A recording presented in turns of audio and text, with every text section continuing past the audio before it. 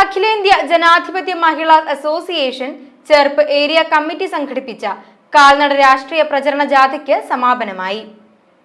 3 ദിവസത്തെ പര്യടനത്തിന് ശേഷം ഊരകം സെന്ററിലാണ് ജാഥ സമാപിച്ചത്.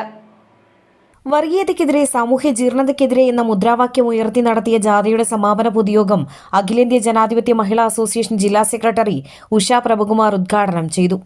അംബുജം ഗോപി അധ്യക്ഷത വഹിച്ചു.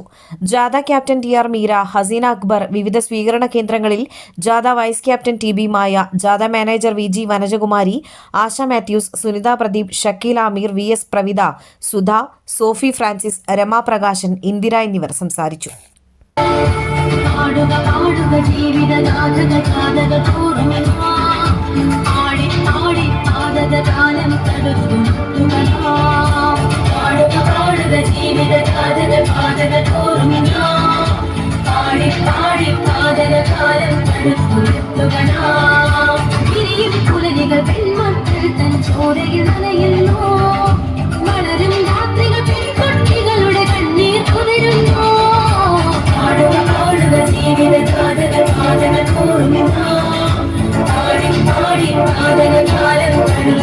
Look at